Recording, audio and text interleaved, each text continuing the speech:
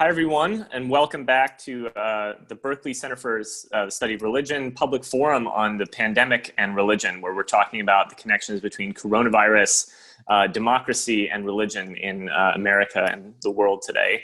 I'm John Handel, a PhD candidate in history at the University of California, Berkeley, and joining me today is my dissertation advisor and Helen Fawcett, professor of history at the University of California, Berkeley, Tom Laqueur, and Professor Laqueur's studies have ranged from the history of religion and Victorian Sunday schools all the way through histories of medicine and the body. And his most recent book is a history of dead bodies.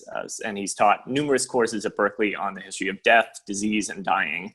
So we couldn't really have anyone better to talk about coronavirus and American democracy today than you. So welcome, Tom. Thank you very much.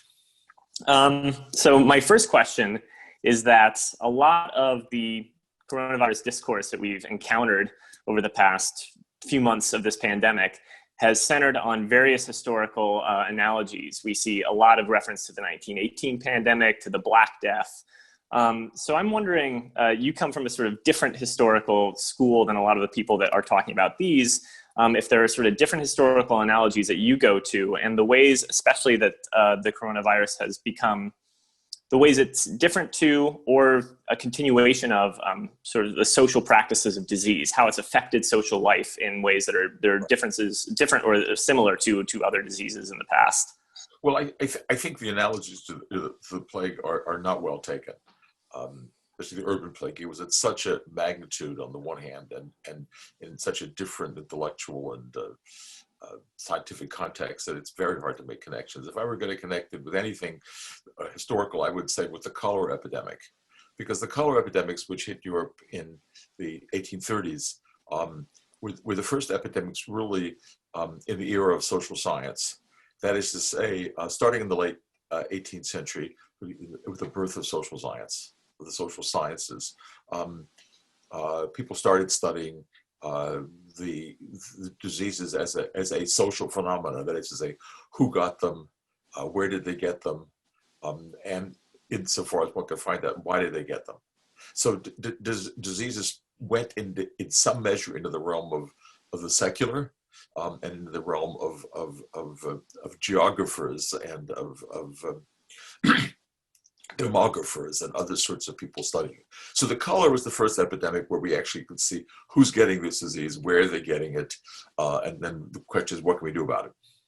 So there's a lot of directions I think we could go from that, but the first I want to ask you about is the different ways that we've seen coronavirus certainly impact different demographic communities unequally. We've seen a lot of our most disadvantaged communities of color, have gotten hit by this the hardest. Is this something that is sort of historically true as well? Or is this just a really particular sort of way that the biological strain of this disease has played out? Or is this more of a sort of historically structured phenomenon? It's a good question. I think the fact that the poor are more prone to disease than the better off is a very old story, having to do with the quality of air and quality of water and crowding and so forth.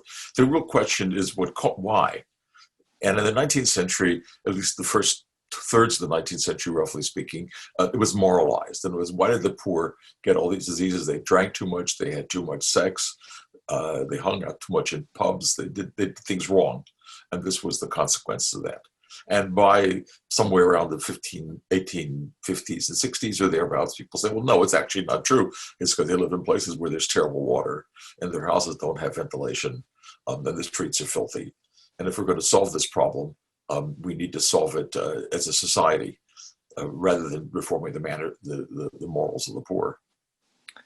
So that leads into another sort of interesting facet of how the coronavirus has been managed today, which is to say that I think one of the big issues that we've come across is the dispersed responses to it, especially in America.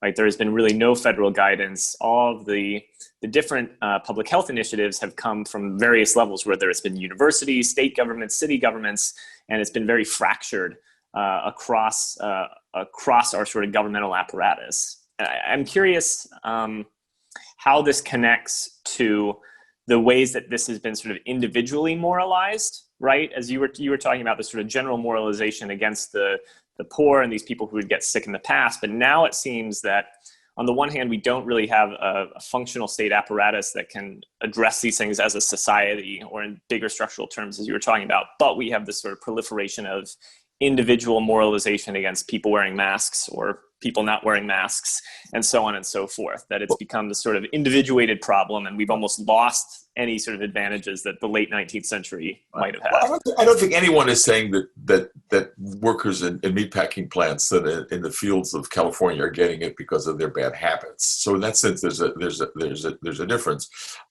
And you're right, the lack of leadership has led in part to this individuation. It's also made it difficult in some sense to sort of see the disease. And I would sometimes think this is in some sense the first social science disease, in the sense that we all read the Washington Post or the Wall Street Journal, which makes us think about advanced epidemiological statistics in ways that we're not going to understand, but it sort of distances it in a very odd sort of way. In that sense, it's undemocratic. But the second thing I'd want to say is that the history of trying to deal with disease as a social problem and as a problem of democracy in some ways goes back to the 19th century. In other words, very democratic and liberal in the 19th century cities like Hamburg absolutely resisted the central government's efforts to engage in public health support, because they thought it wasn't the role of a quote liberal government, that is to say a laissez-faire government, to intervene a great deal in the lives of people. And others argued the opposite. So it's not a new problem, the problem of how a society that's not completely autocratic, where someone can't just force it, but deals with the issue of disease. And I think that's true in many countries: local urban interest versus national interest, urban versus rural interest. So the politics of dealing with disease is a quite old story. So that leads me to yet another sort of resonance of the 19th century, which is we're trained British historians. So we, probably more than many other disciplines, get that brought up in the ways that evangelical discourse around providentialism was very tied up in the early emergence of liberal laissez-faire economic ideas in the 19th century. So I'm wondering, is there historically, is there a connection to the way those were played out when thinking about disease, just in terms of the way liberal governments in the 19th century thought about who was morally responsible for disease, alongside a sort of evangelical providentialism that tried to explain the disease, and how, and then what we were talking about before we've started this interview is that in our current moment, there is almost no providentialization of this. There is no sort of invocation of our society being punished by some higher power for the disease, which seems a historical break.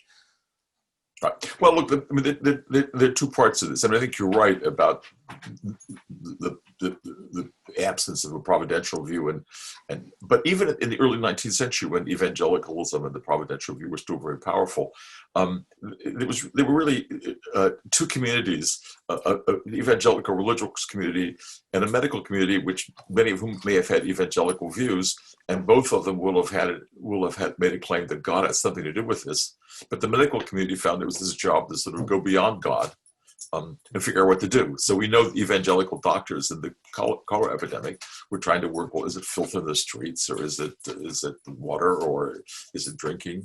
So in some sense, you're right that providentialism was important much more important than it is now, hugely more important. On the other hand, by the 19th century, you had a medical profession which was existing separately.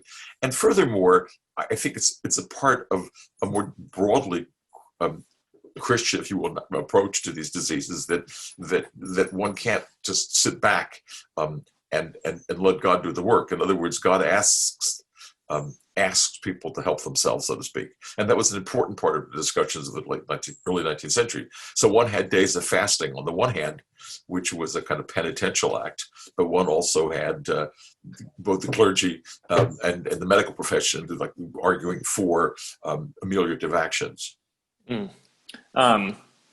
So that leads me to, I think, maybe probably the last question that I really have that engages all these things together: religion, democracy, and your work too. And it goes back to the comment you made that basically, on the one hand, with the coronavirus so far, we are reading about it in a much more, the public is reading about it and learning about it in a much more statistically, medical way than we probably ever have with most other diseases, right? Like you were saying, there's epidemiologists in the mainstream news talking about this all the time. But at the same time, at least for many of us, the way the disease has played out is it's been presented as something often abstract and distant, right? And especially in your work, I'm thinking that there is really very little coverage on the coronavirus dead. There's very little coverage or pictures of the coronavirus dead body. Now, part of this is, I think, a result of the biological nature of the disease itself that's highly contagious and whatnot. But what is actually how, I guess I'm struggling with the abstract nature that we're, our medical discourse and our public discourse is approaching this versus the actual sort of physical bodies and physical body counts that this disease is producing, and how we think about that. Well, it's not because it's, quote, highly contagious. It's not Ebola. It's actually relatively uncontagious as infectious diseases go. But you're right. These 200,000 bodies are somewhere, and we read at least in the early summer we read about refrigerator trucks in New York waiting to bury bodies, and we have a certain amount of coverage of this, but not much. And that, in some sense, that's part of the more general phenomena that we don't don't see dead bodies in any case. We don't see funeral processions. When I was a boy, one still saw frequently funerals driving through towns. When it was the last time anyone saw a funeral? Then, of course, people die in by and large in hospital situations where people don't see the bodies in any case. So in Mazzoni's great novel, The Espoused, when he talked about the 1630 plague in Milan, and the public health authorities wanted to convince people this is real and they should do something about it, they brought a cartload of dead bodies from one family into the public square where people were having a celebration, and said, well, okay, now maybe you get the point. That you're not supposed to party in public. We, on the other hand, read statistics of what percentage of fraternity boys in some town may or may not be COVID positive, and its effect. So in some sense, the absence of bodies in the coronavirus is a consequence of the absence of bodies of the dead in any case in our culture, in which the dead only appear in some sense in disasters in other places. Rather than, and rarely in our, and sometimes in ours. So we make the dead in some sense are hidden behind statistics and behind a whole variety of agencies, which keep them safely and sort of demurely out of view. So to put a cherry on top almost, I think there's a unique aspect of the moment we're living in now, where our discourse has been sort of medicalized. Our governmental practices have been developed to deal with this at many different levels. But at the same time, all of those apparatuses and the ways we talk about the coronavirus has almost shielded us from or prevented us from seeing the real depths of the sort of human cost to this almost, and the very physical bodily cost of this. Well, I mean, epidemic diseases are these sort of moments in which a society has to reckon with itself. There's no question about this. And we should also realize there's a long history of how one should deal with this politically, and real political differences. I mean, port cities were not happy with quarantines in the 19th century for obvious economic and political reasons. I mean, I think one of the things that's spectacular today in this country is the absence of anyone guiding this democratic process. That there will be differences is clear, but that these differences are exacerbated rather than mediated in order to develop a policy which is relevant is I think novel since the 18th century.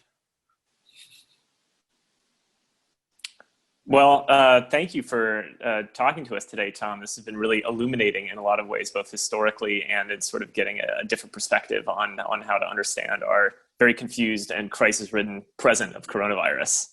It's a pleasure. Thank you.